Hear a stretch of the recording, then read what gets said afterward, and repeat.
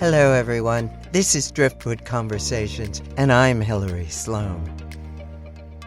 I first met Rohini Walker through the creative community that has formed around Joshua Tree in the Mojave Desert.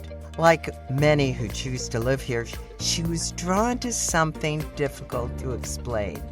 The desert has a way of stripping away distractions and inviting deeper questions about who we are and how we belong. Rohini is a writer, regenerative mentor, and co-founder of Luna Arcana, a publication that blends art, writing, and reflection. Born in India and raised in England, she explores identity, creativity, trauma, embodiment, ecology, and the relationship between personal healing and the broader world. In this episode of Driftwood Conversations, we discuss immigration, language, inherited trauma, somatic awareness, and how the desert can serve as both a teacher and a companion. We also explore the idea of stewardship over ownership and how paying closer attention to our bodies and surroundings might help us navigate a rapidly changing world. Whether you are interested in creativity, personal growth, nature, or simply understanding yourself a little better, I think you'll find something meaningful in this conversation. Hello, Rohini. Welcome to Driftwood Conversations. So I'm Rohini Walker. I moved here to Joshua Tree in 2013 with my husband from England, from London, and we've been living here full time. And so I am a writer, I'm a consultant, a coach. I work one-to-one with clients. I do freelance writing work. I have a publication, print periodical that I've co-founded with my creative partner Martine Muncher. It's called Luna Arcana, and it's been running since 2015 out here in the desert. Your writing, though, is different than your coaching, isn't it? Yes, although I do a lot of creative consulting as well and creative coaching. So, and it usually happens to be writers who come see me. So in that sense, it kind of intersects. But yes, my writing work is definitely separate from my coaching work. So my writing work is very nature-based. It's very, it's sort of a combination of poetry and nature observation writings. I bring in a lot of personal reflections in the ways in which I am looking at and interpreting nature, specifically the desert out here. It has a very, as you know, it has such a profound impact on our creativity and our internal space. So my writing really is, in broad strokes, related to that.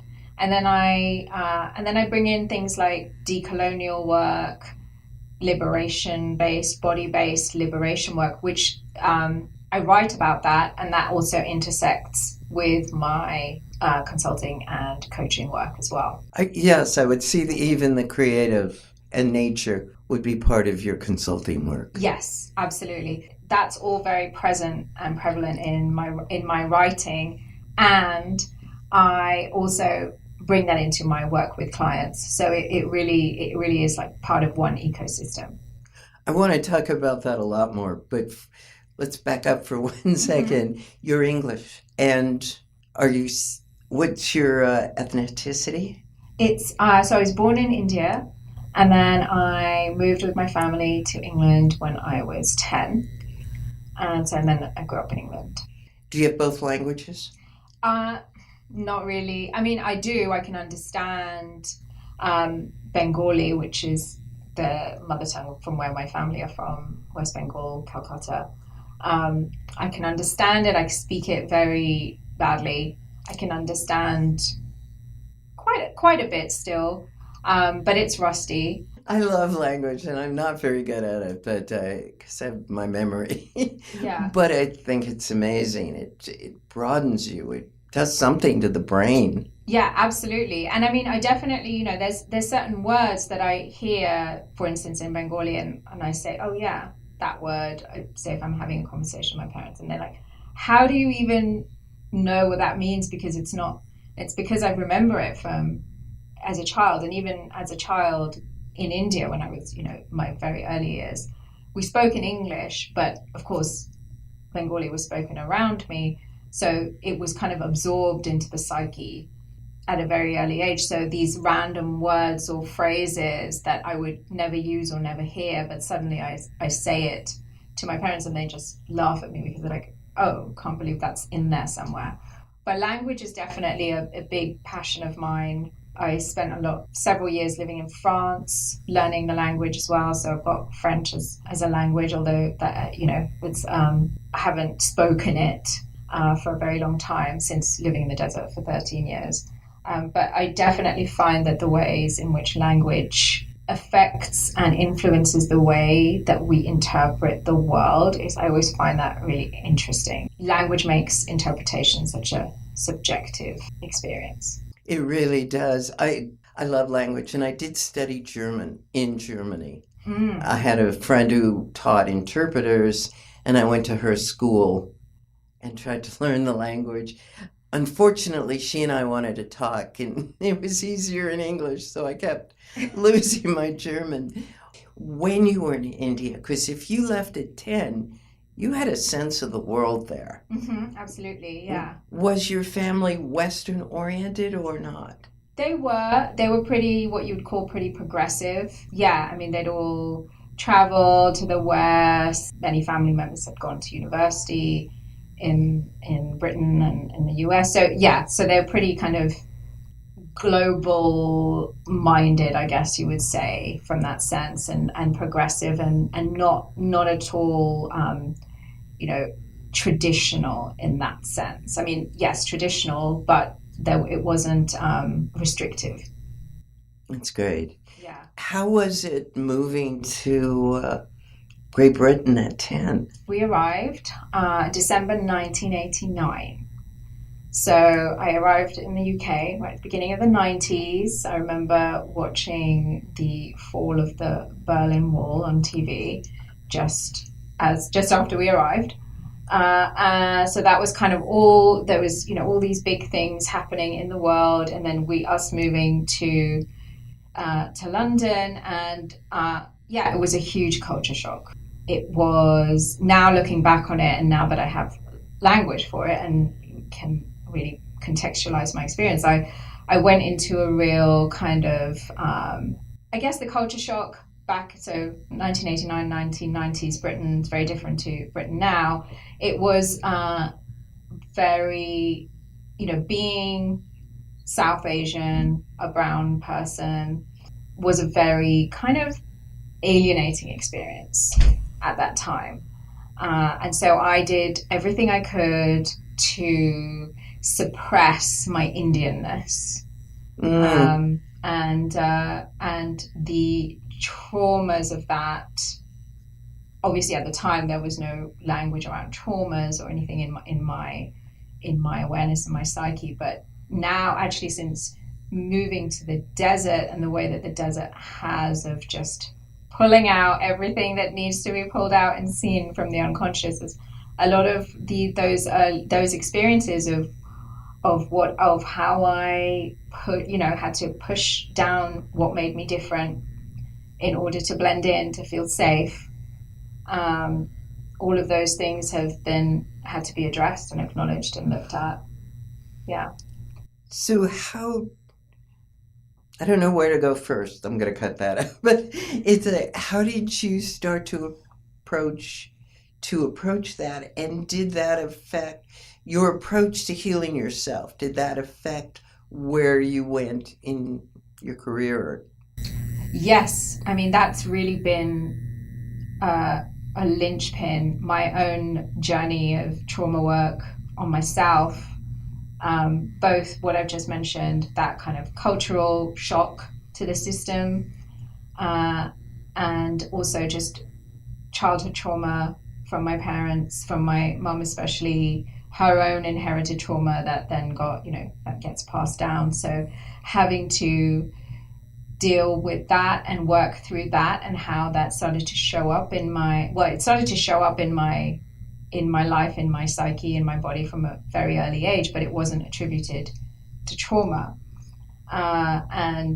But coming here to the desert and the space that this place affords us, and the context, it allowed me to get a much bigger vantage point and a much bigger perspective on my life, on my lineage, on my history.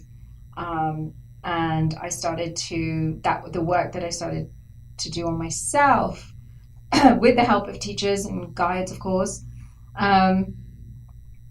really, and coming out the other side, although this is, it's always an ongoing process, but coming out the other side is and just looking at what lives, like zooming out and looking at this from a kind of cultural and social perspective, and the ways in which trauma lives in our bodies, in our nervous systems. And that really started to inform my work, and then doing that healing work in collaboration with nature has just become a really, just a guiding so it did tie all. Yeah, absolutely. Yeah. Okay. What about your Indian background? So I don't know that much about what that is. But I've always thought of it as such a spiritual culture. Yeah. I mean, I think it's represented that way. Did you have that in your home? Yes. I mean, not so much from my parents, who were very kind of like modern. They didn't really kind of go into spirituality. And this is, obviously I was born 79, 80s, and this is when a whole different kind of modernism was in fashion, and you're not really, so my parents weren't at all spiritual in that sense. So that really wasn't in my daily environment. But my grandmother, my maternal grandmother, who was a really big part of my life, and she was kind of like a saving, guiding light of my life for a very unhappy early childhood. She was kind of like my rock. She was very spiritual, and so my sister and I would spend a lot of time with her. And I remember her every morning meditating. She had her room, her meditation room, her altar. She would meditate.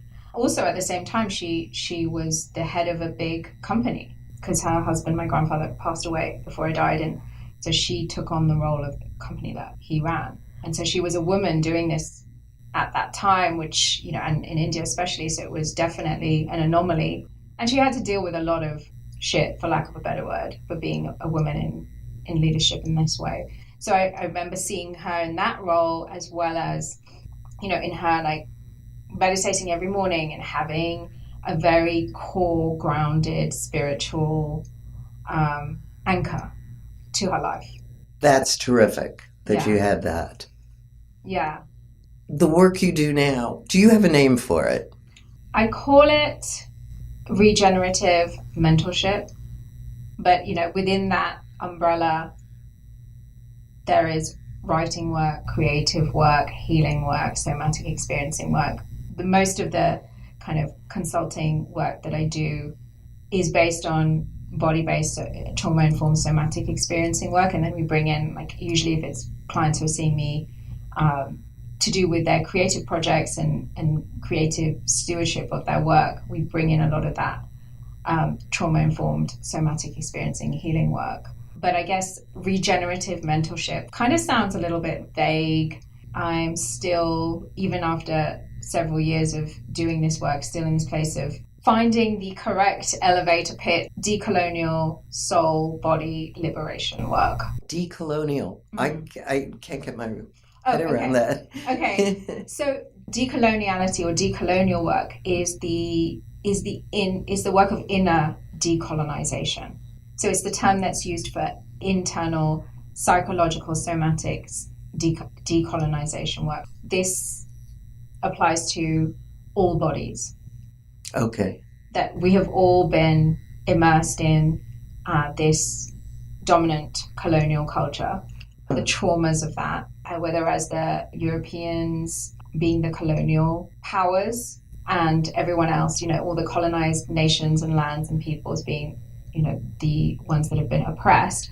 But that lineage of trauma runs through all bodies who are alive now, who have inherited this legacy. Interesting. When you say healing work, that's any of these words are huge. Yeah. Healing to me would mean energy work. I kind of tend to stay away from the term healing, as I have a background in energy work. I'm a Reiki master, which I did all this years ago in London, because I feel like that takes the sovereignty away from the person who is, we all have our innate capacity to heal ourselves. So anything that I'm doing is facilitating or creating the right environment and conditions for self-generated healing to happen. And I feel like that's what anyone who's doing any kind of quote unquote healing work is doing. Yeah, and it's changed so much. It's interesting to think of how fringe all of that was back then, and now it's like this slow flowering of awareness and consciousness that's been taking place in the collective. And of course now it's much more, I wouldn't say commonplace, but it's much more, the information is. It's actually pretty commonplace. Yeah. And in fact, so much so that I think people can declare they're not interested. Yes. Yeah. Which there wasn't enough language to even take a side before. Yeah. Yeah. And you had to kind of like do things in secret and just, So I remember when I first started learning Reiki, and this was in 2008. And, I had a job that I worked in a media agency, a design agency. And I couldn't tell anyone what I was doing. That's why moving to California was the best thing, because you can just let it all out. Nobody bats an eyelid. Yeah. Okay, so what really brought you to the desert? Because this seems to be pretty influential in your life. Yes, it has been, absolutely. It's been my muse and my counselor and my best friend. So Ollie, my husband, and I, we came here. We were traveling around the States in 2012. We were just doing like a 3-month tour around the States. We knew that we wanted to leave England, and we were kind of exploring places in America that might be, we had no plan or no clue or anything. And Ollie's always been a big fan of America. So we came here, and we were doing a started off in LA and ending up in New York over the course of 3 months. And so we came here to Joshua Tree after we landed in LA, and there was not a lot here. 2012, it certainly wasn't anything like it is now. And and we came in the middle of summer. It was August, and we both just fell in love with it. It was just completely like a different planet to where we'd come from. And we were just like, oh my goodness, this place. And we went into the national park, and that just worked its magic on us. And then so for the rest of the trip, we were just talking about the desert. And we both knew that this was, I think if it was just had been one of us, then it may not, it probably wouldn't have worked out, because it's a very specific place. And if one person is not sure, then I don't think, but both of us were completely sure. So then we came back to the desert, ended up in New York and extended our ticket, and we had a bit more time left that we could be in the country for. So we extended our ticket and came back here and spent a bit more time here, and hooked up with our realtor here, who's now a great friend, and just started the process. We just knew we wanted to be here. It just, it's like it just called us in. It's a very interesting place. Yeah. And it's changing a lot. Mm-hmm. Are the changes affecting you and your work? I would say it's not affecting my work so much. In a way, it's actually if it is affecting my work, it's doing it in a positive way now. Because I know we were in these kind of growing pains around COVID. Everyone was just like, what's happening? Whereas now we've come out the other side, and I'm meeting a lot of people who've moved out here in the last few years who are, doing similar things. So there's a bit more of a network, not similar, but, we're in the same, ballpark, I guess, if not wheelhouse. And there's more of a network. There's more potential to collaborate. I mean, there's, the other side of it is that it's kind of I was having a conversation with a friend about this, that it's who's lived here for a long time, that it's feeling a bit oversaturated. So there is that. But I feel like, in terms of my experience of the desert rather than my work, it's changed it so that it feels less, like outlier. It's a bit more, everyone's heard of Joshua Tree now. Whereas before, like nobody in England, for instance, had heard of Joshua Tree when we were like, we're moving there. They were like, well, whereas now everybody, it's a household name, really. Maybe not household, but it's much more commonly known. Joshua Tree and Joshua Tree National Park and the Mojave Desert. There was a lot of musicians that came out. Yeah. And that goes way back. So. Yeah. I mean, that's why we came out here, because Ollie, my husband, is a musician, and that's why he was aware of it. Because I had never heard of it.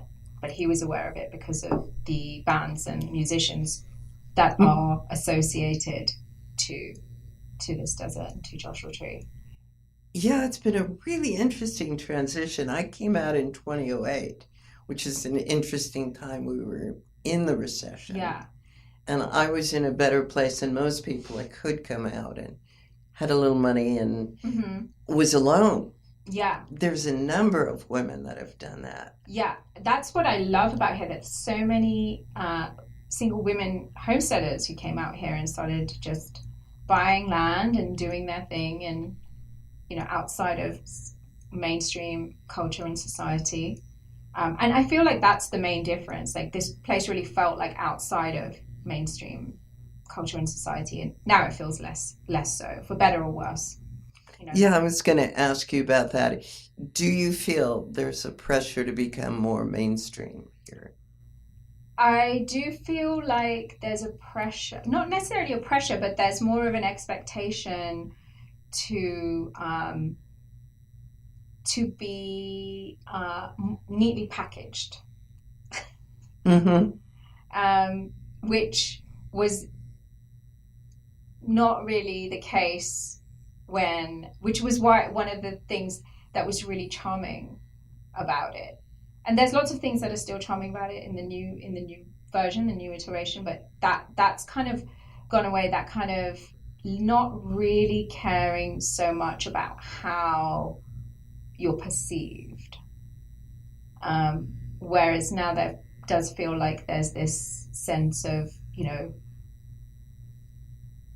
how we're being perceived, how it's being, I guess Instagram and all these things have a huge part to play in this. But whereas, people were just here doing what they're doing. They're not here to kind of do it in order to gain a following, conform to any kind of external validation. Well, there might be an economic reason for all of that. Yes, absolutely. Like I said, there's reasons for it. Because you really had to come out here with some money or live totally off the grid and didn't care. Yeah. You know, there was the two places you were, yeah, very low income, or you had money to live nicely. Yeah. And I think, and also this was, back then, things like, online remote work, Instagram, all these things weren't there. They weren't in our reality yet. So exactly. So that kind of economic mobility, which is great, has, all of its advantages and benefits, and the kind of more homogenizing effects that it also has.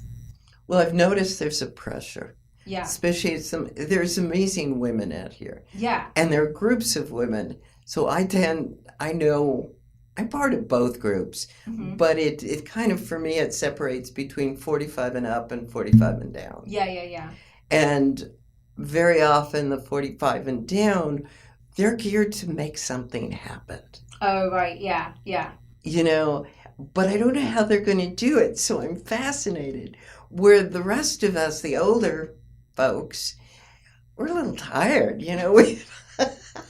We've made things happen and lost them and gained them and gone through all sorts of seasons. So now we're, well, whatever happens, I'm doing this because I really love doing this. Yeah. Yeah. And that's the thing. It's like even the kind of 45 and up group is that we're still making things happen, but it's the pacing is different, I feel. The pacing, the pressure. Yeah.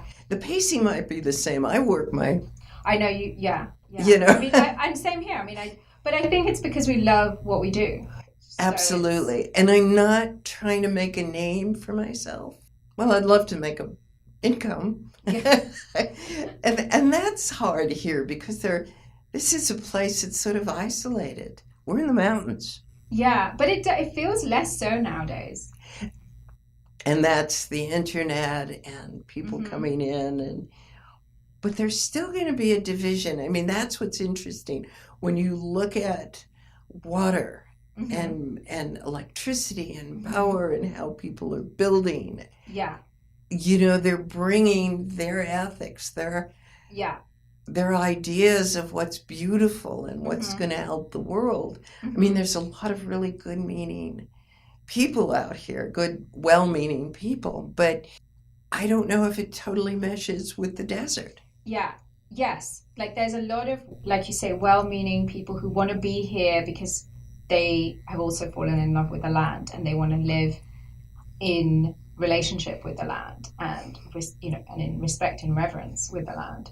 And there's also this other aspect that's moving in, the kind of more just nefarious, for lack of a better word, development that's coming in. And the community has combated a lot of this, and we keep nobody's just being complacent and going, okay, let them come in, there's nothing we can do about it. There's always some pushback against and some very effective pushback against some of this development that comes in that's just in it for the the bottom line, the financial gain. They're not here to be part of the community, live according to the ways in which it's appropriate to live on this land, because the desert is a very specific ecosystem.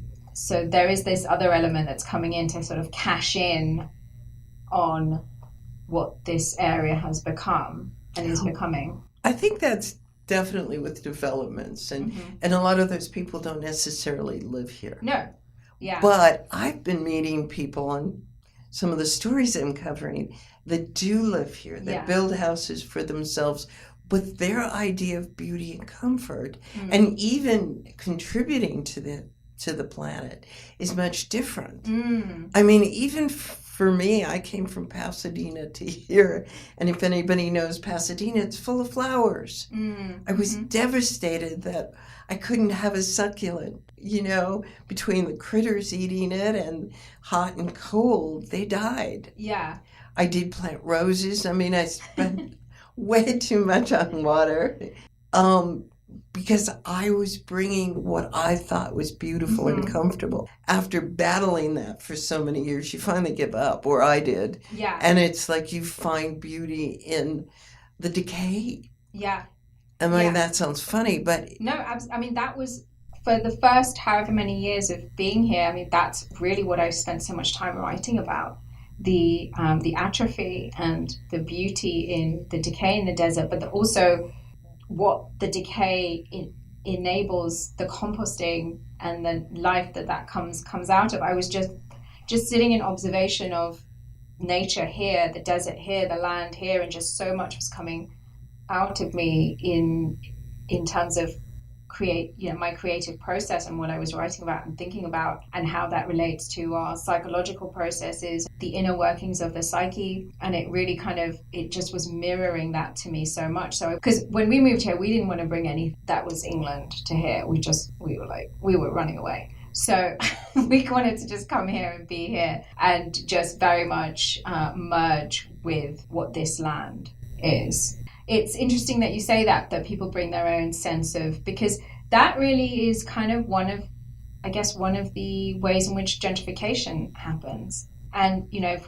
we bring this back to like the whole colonial context of what colonialism is, it's like we're bringing... It's exactly what that, even well-meaning, it's just like, but how is what I'm bringing into this very specific, very almost fragile ecosystem, how is it going to impact this?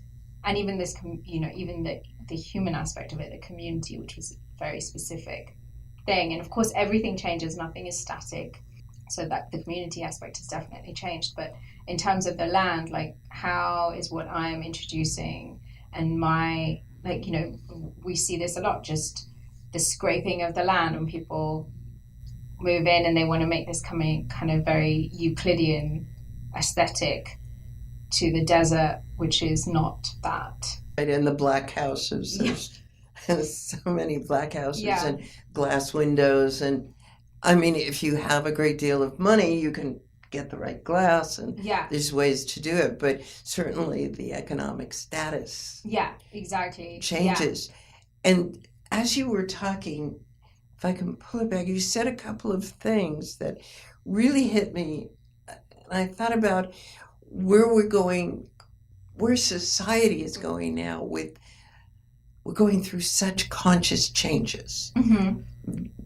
Energetically, consciously, unconsciously, everything is up in the air. And this is sort of a macro-micro kind of situation here. Yeah. Oh, absolutely. Yeah. But how do you see, I wish I could remember exactly what you said, but the integration, maybe that's what I'm looking for, the integration of what we can bring to this time, no matter where we are, no matter what state or city, country, the integration of a new kind of respect for our environment.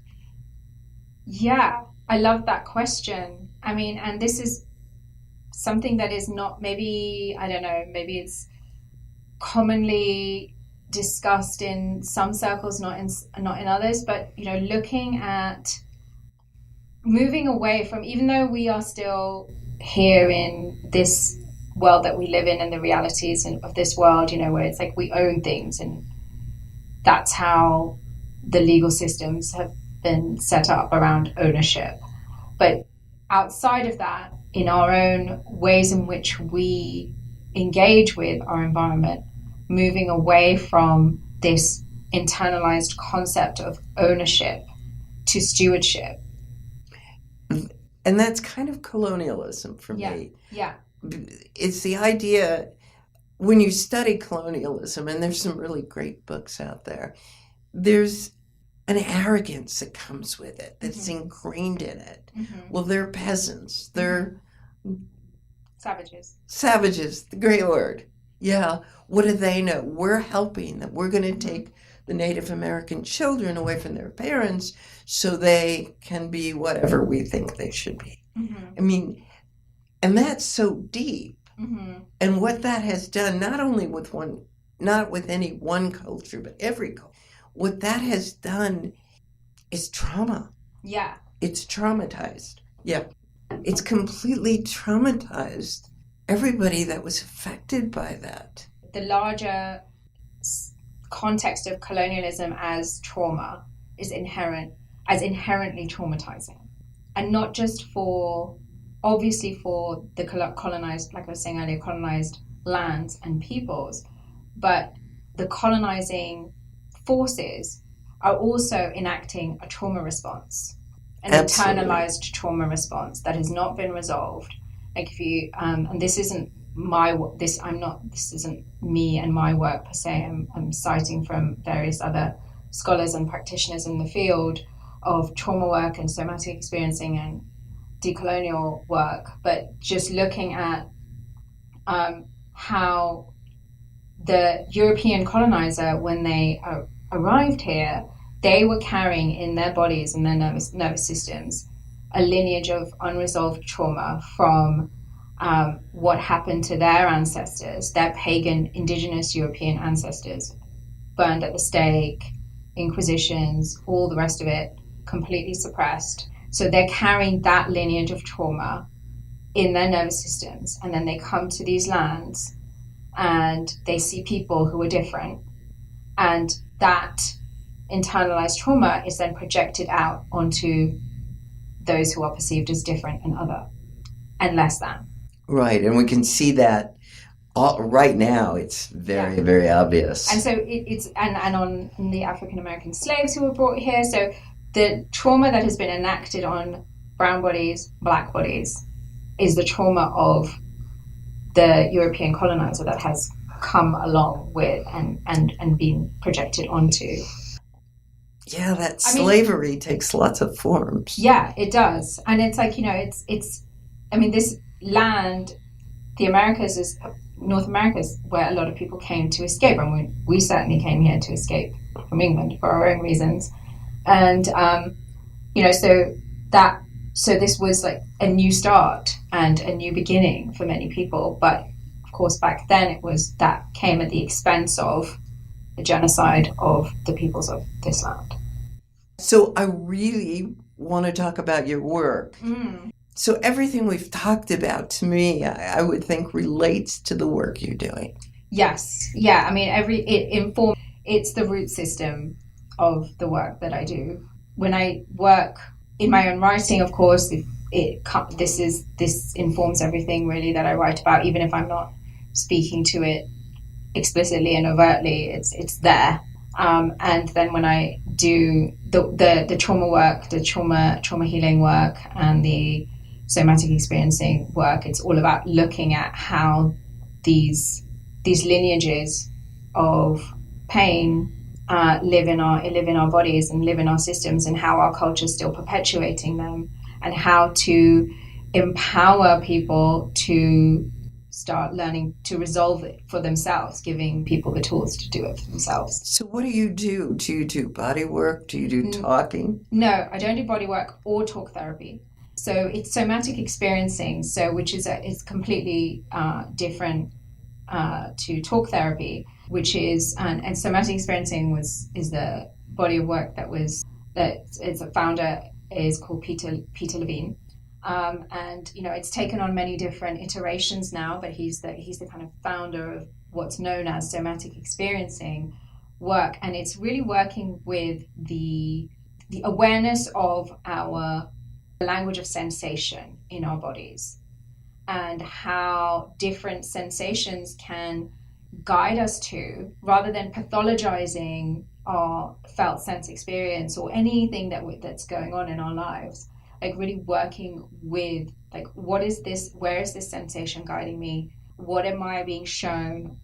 And almost working, and I bring a real animist perspective to it. So working with these parts that are speaking to us through sensation. Explain that word. Okay. So animism is a way of relating to the world, ourselves, our bodies, the complexes that we experience, relating to the world and all its phenomena as alive, as animate, as having a soul, as having a consciousness, as having an autonomous sense of being.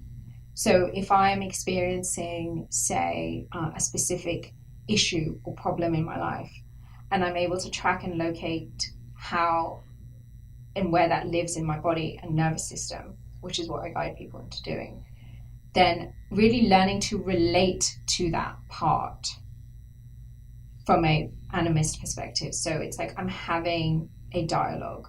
So I'm not conceptualizing any of this. None of this is in the realm of conceptualizing and talk therapy. This is going straight in and letting the body show us and relating to the body, relating to how these aspects of ourselves are showing up in the body and then in our lives as a result. And it really kind of steps away from pathologizing the body and the body's symptoms to learning to understand that symptoms are messengers, especially when we're having issues in our lives that then manifest in the body. It's really learning to be guided by the innate intelligence. So I've had different experiences with somatic healing. Some was on a table with different scent. More recently, it had been some body work, very slow movements. Yeah. And watching the body kind of untangle from that. Yeah. Which I had much less tolerance for at the time, or patience for. Do you work with any of those? No. So I'm not a body worker at all. So the work that I do is, I'm sitting, usually, it can be face to face or on Zoom, and we're having a conversation around what's showing up, and then I'm guiding that person into their body, into and somatic experiencing. So it's like what's going on, bringing awareness to what's happening in the soma, in the body. Interesting. And really getting into the finer, subtler, so really working with our capacity for awareness. And so when people first come to this work and there's a lot of trauma living in their systems, and I was one of these people, going into the body is not a safe place. We've been trained, most of us are not living in our bodies because it's not been a safe place to be. So getting someone to even come into their bodies can be like the work, because it's like this doesn't feel safe. There's no capacity to go into the body. And slowly they start to build the capacity to build this relationship with the body and start to have and start to bring awareness to these subtler sensations of the body, and then you start to kind of have this sense of the body is a being, rather than this body is this thing that I have to control and my body is broken and I need to fix it. So this body is this being, and that really is a crucial aspect of decolonial work when it comes to this kind of practice. Fascinating. Are you an empath? I would say so, yes. Yeah. But I've learned to kind of keep that, I've learned to use that faculty as I've learned to harness its gifts rather than let it become something that used to be something that drained me, because I didn't know how to have the correct boundaries and barriers energetically, so that I'm not enmeshing with the other person's experience and taking on their experience. But do you use that awareness? Because you're right about the empathic abilities. They can overwhelm you if you don't understand them. Yeah. But do you also use them to bring more awareness to things? Yes, absolutely. Because I can see that usually when I'm working with someone and I can see that they're in an experience, but there's difficulty in fully connecting with it for whatever reason, depending on the context of what's going on for them. And that's usually where my empathic capacities come in. And also empathic, and also my own experience of having worked through my own trauma and my own, so it's like this, being able to relate to them from that place as well. When a person is able to sit with their own subjective experience and be in that, it's so beautiful, and be able to map what's going on in their inner landscape for themselves. That is essentially where that's art for me, that mapping of the inner terrain. And what's the goal? To create ultimately integration, where we're not getting rid of the diversity of our inner experience, but it feels less fragmented and less like it's taking us over, and more like so creating like a cohesive ecosystem within the body. So we're like, oh, this feeling is coming up, and I can feel into it through sensation, this feeling. And I know this feeling, and I know that it comes from this, and I know that it's actually not mine, but it's here in me, and I know how to tend to it. So we're not getting rid of all these different experiences that we're having, but we're able to relate to them and have a different relationship with them, rather than like, oh, this feeling's happening, what can I do to push it down or distract from it, or take some kind of numbing addictive substance. or or pathologize my experience, rather than that just like, okay, this is happening, and I know what this is now, and I'm not afraid of it, and I can witness it and allow it to, because usually these are contractions, these like core wounds that show up as contractions in our nervous system. So core contractions, essentially. So we are working with them, and then as they slowly unfold and unwind, there's a creative gift there, the gift in the shadow. Mm. So if people want to find you, where would they go first? My website, which is rohiniwalker.com. That would be the first place. Is the magazine available now? Yes. So Luna Arcana is the print periodical that I do with my creative partner, Martine. And we have a zine out right now, which is very different to our much more story-heavy publications, journals that we've done before. So the zine is much more visual, and there's a zine. So the zine is out now. We're actually working on a book together. So that's kind of like the main big next thing that we're working on. And we'll probably do another zine or two before the book comes out. But yes, it's out in... What is the book about? The book is going to be it's a collection of things that I've written over the years here in the desert. There's a lot. And so a kind of weaving together of that with visuals and illustrations by Martine. Did Martine do the covers? He did some of them. He did some. So we alternated. So he would do one cover, then we'd have an artist from the desert do another one. So because he's an artist, so he'd do one, and then we'd get someone to do it. Interesting. I was looking at the covers recently, online, I think, and they're beautiful. Thank you. It's not even beautiful. They're very interesting. Yeah. They're intriguing. Yeah, no, we get a lot of comments on the covers, and there's usually a theme. Whoever's doing the cover renders their own interpretation of the theme, and there's specific things that I'm like, okay, this and this and this, and then they make what they make. So where can you buy it? So you can get it on our website. So you can get all of the back issues and the current zine on our website, lunaarcana.com. And the zine, the current zine, is now available on our website and in the High Desert at Hey There Project, at the High Desert Times magazine shop. In 29 Palms. In 29 Palms, at Hoof and the Horn. Where else? Am I missing somewhere?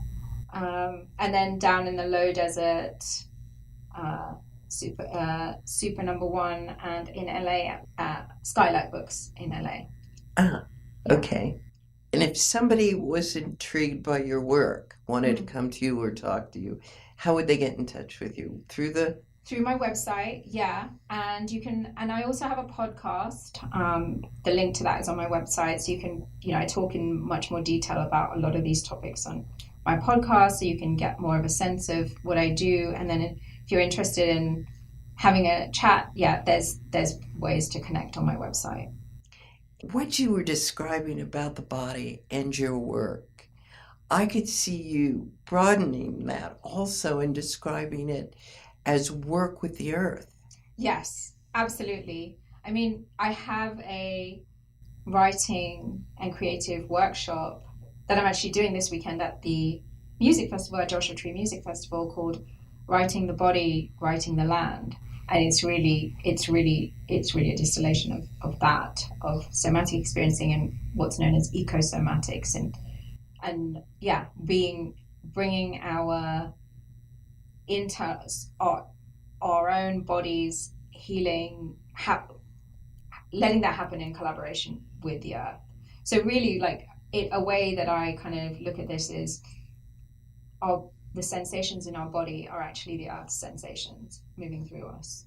And if we're able to expand our awareness to that, we see that it's not just us isolated here in our little experience, but that we're part of a larger continuum. Right. And so the idea is the more we free up the body and our awareness with both ourselves and the earth, then the harmony will develop out of that. Yes, absolutely. Okay. Yeah. Yeah, so so that we're not operating in a vacuum, so that we're seeing that our own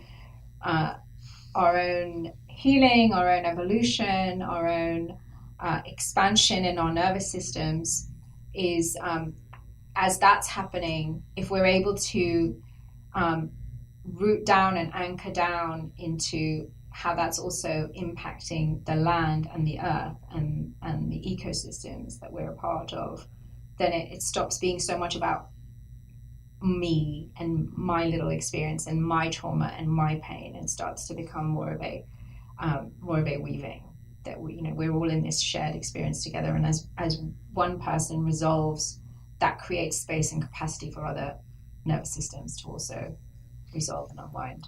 That's very exciting to me, because what we've done so far with the idea of ecology and conservation is to put rules, is to put everything in a box.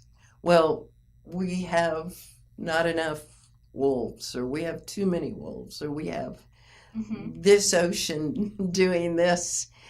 And so our answer is to regulate. Yeah. And it's not working. Yeah. Yeah. It's not being received. It's not being followed through. Yeah. And I'm not even sure the earth is receiving it. Yeah, exactly. And it's funny you use that word regulate, because that is a word that's used very often within the space, the somatic experiencing nervous system healing spaces, of regulating the nervous system. It's very kind of commonly used now. No, I'm in a regulated state. But what does that even mean? And I don't want to go into all of this now, because we'll be here for another hour. But yeah, we'll do another. Yeah, but it's but just to understand that are we coming at this? Are we coming towards the regulation of our nervous systems from this place of control and domination, or from this place of relating and tending? And that same goes for regulating these ecosystems. Thank you. You're welcome. Thank you. I began reading Luna Arcana when it first appeared, and was immediately drawn to its thoughtful blend of art, design, and writing by Rohini Walker and her contributors. What I appreciate the most about Rohini's work is her belief that healing begins with awareness. Through her somatic practice, writing, and mentorship, she helps people cultivate a deeper relationship with themselves, their bodies, and the world around them. At a time when so many of us are seeking balance in a rapidly changing world, her perspective feels both grounded and hopeful. Rohini is a compassionate and thoughtful voice whose experience, curiosity, and years of exploration have matured into genuine wisdom. You can learn more about her mentoring work, writing, podcast, and upcoming projects at rohiniwalker.com. You can also explore Luna Arcana, the independent publication she co-founded, featuring writing and artwork inspired by the desert and the deeper currents that shape our lives. If you enjoyed this conversation, please subscribe to Driftwood Conversations, leave a review, and share the episode with someone you know who might find it valuable. Thank you for listening, and until next time, this is Driftwood Conversations, and I'm Hilary Sloane.